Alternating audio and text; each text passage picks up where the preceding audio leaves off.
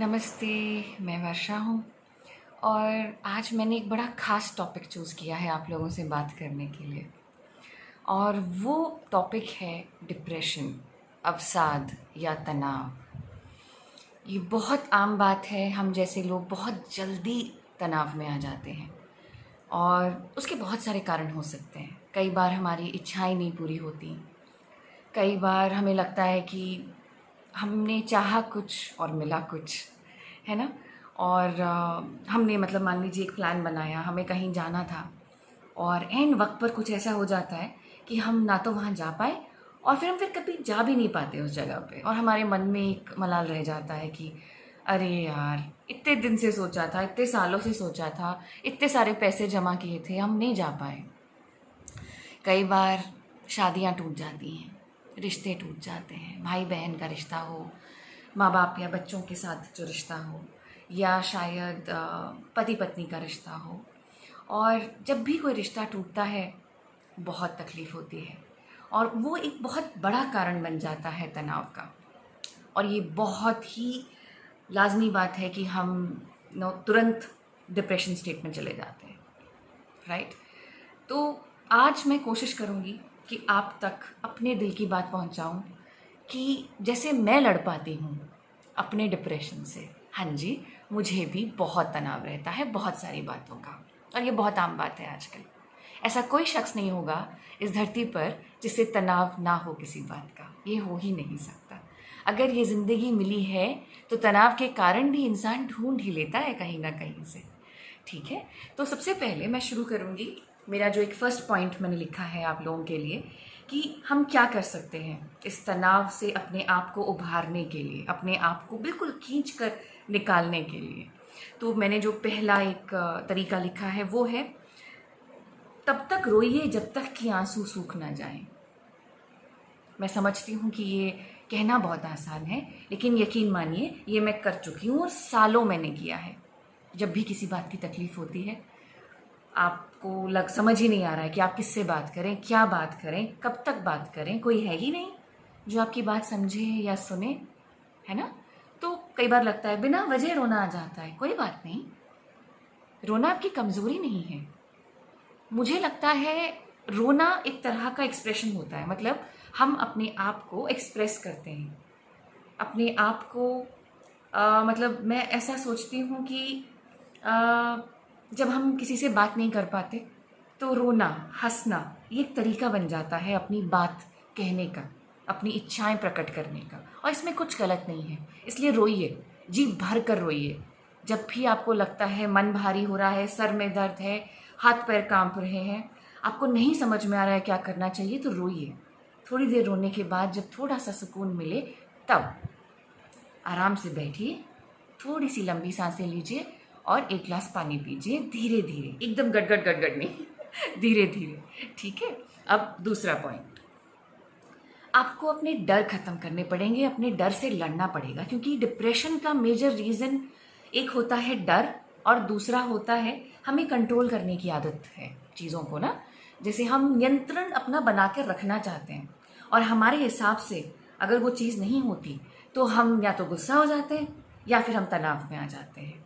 और ये बहुत बहुत ही नेचुरल बात है। आप इस चीज़ का मलाल बिल्कुल मत रखिए कि आपके साथ ऐसा क्यों हो रहा है, मेरे साथ होता है, और हम मेरे हिसाब से हज़ारों लाखों लोगों के साथ ऐसा होता है।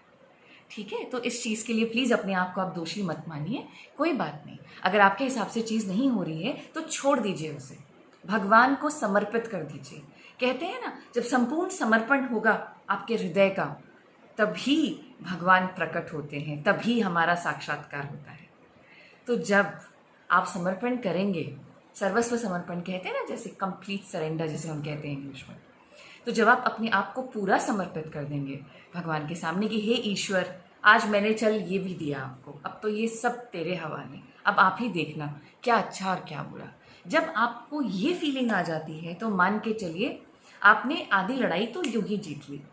ठीक है, तो पहला पॉइंट मैंने आपसे कहा कि खूब रोइए, जब मन करता है रोइए, कोई प्रॉब्लम नहीं है। रात को रोइए, दिन में रोइए, दोपहर को रोइए, बिल्कुल मत देखिए, जहाँ मन करता है। अकेले में रोना है, किसी के सामने रोना है, ये बिल्कुल आपकी इच्छा है और इसमें कोई गुनाह, कोई गलती नहीं है। दूसरी बात मैंने आपसे कही कि आप अपना डर खत्म कीजिए। डरना बंद कर दीजिए कि अगर मैंने ये किया तो कहीं उसको बुरा तो नहीं लग जाएगा, और कहीं मेरे वो पिछले हफ्ते मैंने जो कहा था उसकी वजह से तो कहीं वो गुस्सा तो नहीं है, कहीं मुझे ये तो नहीं कोई समझ लेगा। हे भगवान, कहीं ये ना हो जाए, कहीं वो ना हो जाए। तो ये सारे डर आपको ख़त्म करने हैं। और आप कैसे ख़त्म करेंगे? एक जगह पहले सफ़ेद कागज़ पे किसी भी रंग के पेन से लिख लीजिए अपने डर। डर नंबर 1, डर नंबर 2, डर नंबर 3, डर नंबर 4, जितने डर हैं, 200, 300, 400, कोई दिक्कत नहीं है। आराम से लिखिए अपने डर। जब आप एक बार कागज़ पे लिख देंगे, अपना दिल खोल के रख देंगे, तो वो डर आपको परेशान नहीं करेगा। और जब तक परेशान करता है तब तक लिखिए। एक दिन ऐसा आएगा जब वो डर रहेगा ही नहीं, वो तो भाग जाएगा। ठीक है? तो हमने बात की सबसे पहले रोने की और फिर डर भगाने की।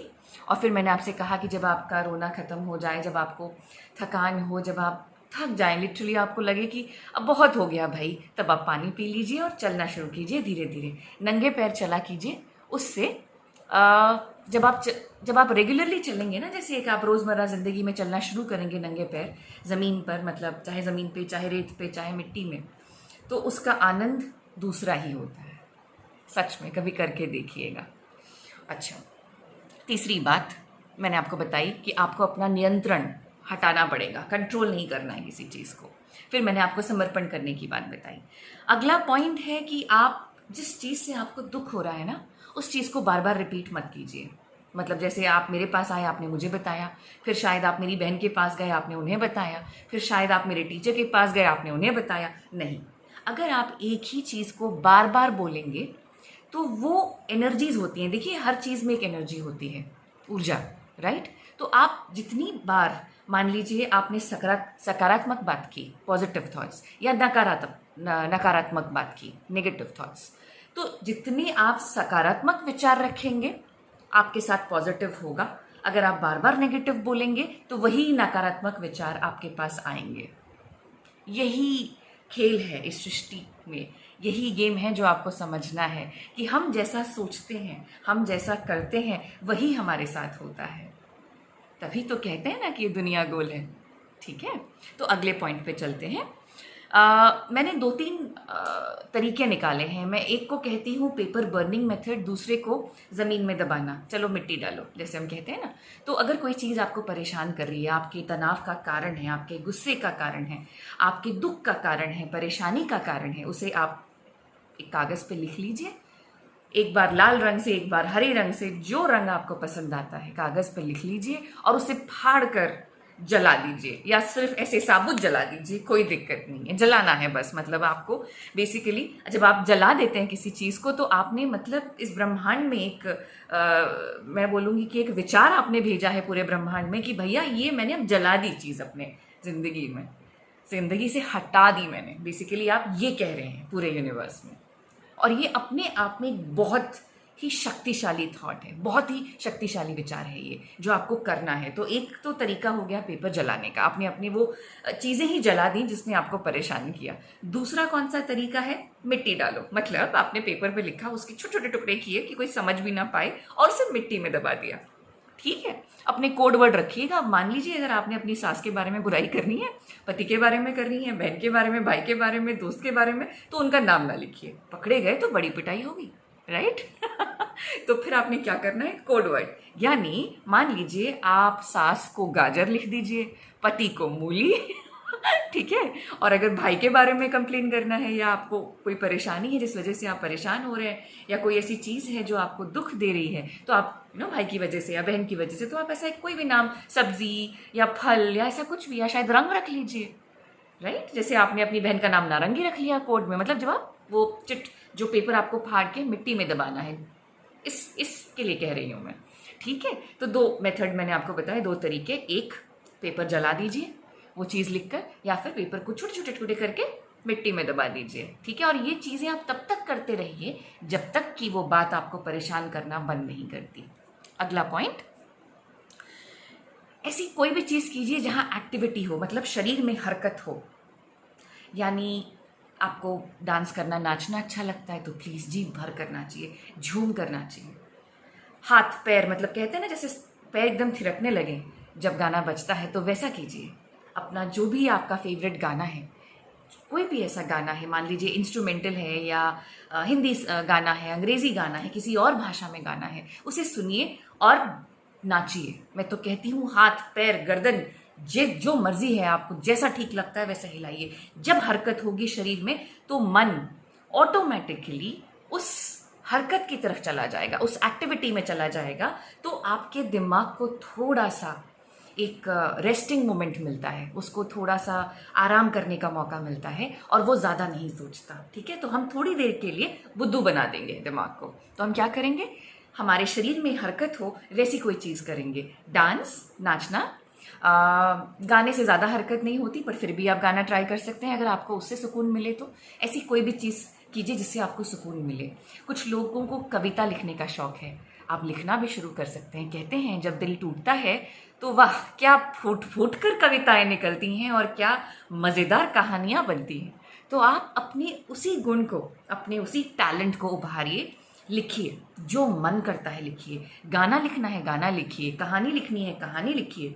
आपको खाना बनाना अच्छा लगता है वो कीजिए, आपको पौधे लगाना अच्छा लगता है गार्डनिंग वो कीजिए, सिलाई बुनाई कढ़ाई, मतलब आपको डिस्ट्रैक्ट होना है तो पहले कोई ऐसी चीज़ जिसमें शरीर में हरकत हो, दौड़ना, योगा, एरोबिक्स, नाचना, और दूसरी चीज़ क्रिएटिविटी आपकी, जो आपकी एक रचनात्मक आप में है, एक टैलेंट आपका है ना, जो आपकी क्रिएटिविटी है उसे हम बोलेंगे रचनात्मक। जो आपकी गतिविधियां हैं, जो आपकी एक्टिविटीज़ हैं, तो वो क्या होता है, जैसे कि आप कविता लिख रहे हैं, कहानी लिख रहे हैं, किताब लिखना चाहते हैं, गाना लिखना चाहते हैं, शायद किसी कोई फिल्म बनाना चाहते हैं तो उसकी स्क्रिप्ट ही लिख लीजिए, जो आपकी इच्छा है। तो आपको अपना क्रिएटिव साइड बाहर लाना है, जो आपका रचनात्मक हिस्सा है, जिससे आप रचना कर सकें। कहते हैं ना रचनाकार, राइट? तो आप वो कर सकते हैं। अगर आपको मान लीजिए मिट्टी के बर्तन बनाने का शौक़ है, पॉटरी, सिरेमिक डिज़ाइन, ऐसी हज़ारों चीज़ें हैं जो आप कर सकते हैं, राइट? तो एक वो कीजिए।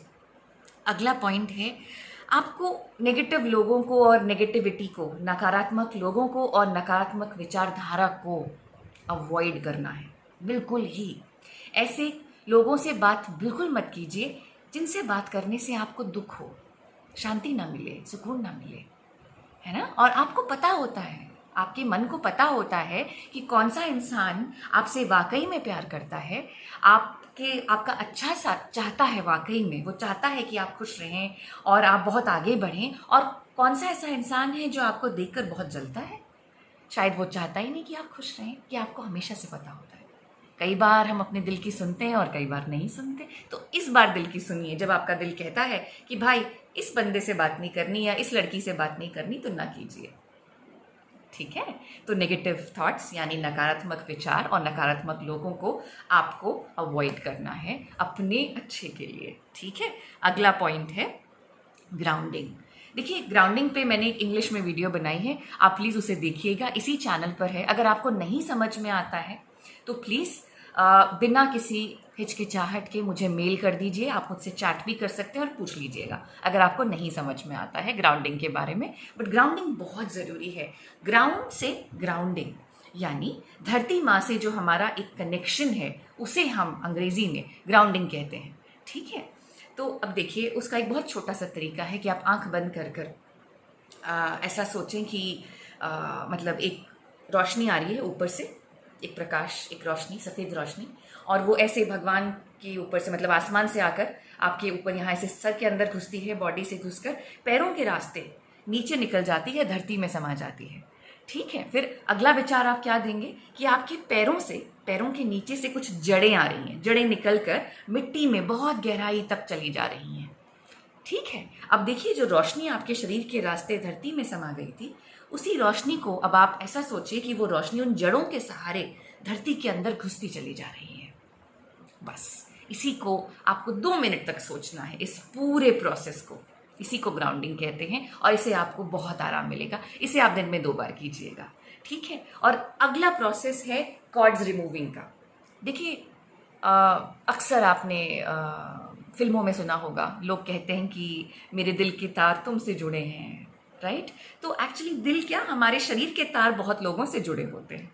हाँ जी, हाँ, मुझे पता है बहुत हंसी आ रही होगी इस वक्त आप लोगों को, लेकिन वाकई में जब हम किसी के बारे में सोचते हैं, किसी से बात करते हैं, किसी को मिस करते हैं, ठीक है, किसी से प्यार करते हैं, तो एक छोटा सा विचार ही बहुत होता है कि हमारे शरीर से वो तार निकल के उनके शरीर में अटैच हो जाए, और सामने वाला अगर हमारे बारे में सोच रहा है या हमें याद कर रहा है या हमसे प्यार करता है, वो किसी तरीके से हमारे बारे में बात कर रहा है किसी और से, तो उसके शरीर से तार हमारे शरीर में जुड़ जाते हैं और हमारे तार उसके साथ जुड़ जाते हैं। तो ये बहुत सारी तारें उलझ कर जो हैं हमारे शरीर से किसी और के शरीर में जुड़ जाती हैं और उनके उनके तारें हमारे साथ जुड़ जाती हैं। तो इन्हीं तारों को निकालने की विधि को हम कॉर्ड रिमूविंग टेक्निक कहते हैं। इस पर भी मैंने अंग्रेजी में एक वीडियो बनाया है, इसी चैनल पर है, प्लीज़ देखिएगा। बहुत सिंपल वीडियो है, उसे सीख जाइए, बहुत आसान तरीका है। फिर भी मैं कोशिश करती हूँ कि मैं आपको हिंदी में समझा पाऊँ कि कॉर्ड्स हम कैसे रिमूव करते हैं। ठीक है, तो एक बहुत आसान सा तरीका है कि आपको आंखें बंद करना है, ईश्वर को याद करना है और आपको बस ये सोचना है कि आपके हाथ में एक जैसे वैक्यूम क्लीनर होता है ना, जिससे आप साफ सफाई करते हैं सोफे की, कारपेट्स की, पर्दों की। ठीक है, वो एक मशीन है और मतलब जैसे मान लीजिए एक ट्यूब है, एक पतली सी ट्यूब जुड़ी हुई है, जैसे हम जिस पाइप से जैसे पानी देते हैं, पौधों में पानी डालते हैं, राइट। तो वैसे एक ट्यूब है और उस ट्यूब से आप ये ऐसा विजुलाइज कीजिए, मतलब आप सिर्फ एक मन में विचार लाइए कि उस ट्यूब को आपने शरीर के चारों तरफ घुमाया और वो सारी तारें आप खींच कर बाहर निकाल रहे हैं। ठीक है, वो सारी तारों को खींच कर बाहर निकाल के फेंक दीजिए और देखेंगे आपको ये सोचना है उसके बाद, शरीर में देखिए जब आप एक चीज़ को खींच कर निकाल रहे हैं तो उस जगह पे खाली जगह है वो, राइट, क्योंकि पहले वो तार थी, जब आपने हटा दिया तो वो जगह खाली हो गई।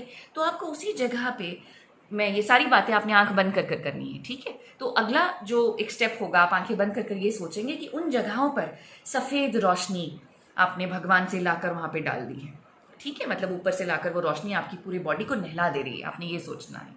ठीक है, दूसरा तरीका है, जैसे समंदर की लहरें आती हैं ना, तो आप ये सोचिए कि आप बिल्कुल खड़े हैं ऐसे समंदर के पास और वो लहरें आके आपको बिल्कुल ऐसे धो के चली जाती हैं। तो वो सारे आपके शरीर के हिस्सों से जहाँ से आपने वो तारें खींच कर बाहर निकाली, वहाँ पे ये सफ़ेद रोशनी ने आपको भर दिया। ठीक है, और ये एक हीलिंग प्रोसेस है। इसी पूरी गतिविधि को, इस प्रोसेस को हम कॉर्ड रिमूविंग टेक्निक कहते हैं। ठीक है, अब अगला है कि देखिए, सबसे इम्पॉर्टेंट बात है कि जब आपको ठीक लगे, जब आपका मन थोड़ा सा शांत हो, जब आपने अपना मतलब आपने रो लिया, आपने पानी पी लिया, आपने ग्राउंडिंग कर ली, कॉर्ड रिमूव कर लिया, फिर आप मेडिटेशन कीजिए, ध्यान लगाइए, फिर आपने कविता लिखी, किताबें लिखी, इतनी सारी चीज़ें बताई मैंने आपको। देखिए, रोज़ ध्यान कीजिए, चाहे 5 मिनट हो, 10 मिनट हो, अपने लिए समय निकालिए। उसका बहुत प्रभाव पड़ता है आपके शरीर पर, आपके मस्तिष्क पर, आपके विचारों पर। बहुत ज़रूरी है ध्यान लगाना, ध्यान करना।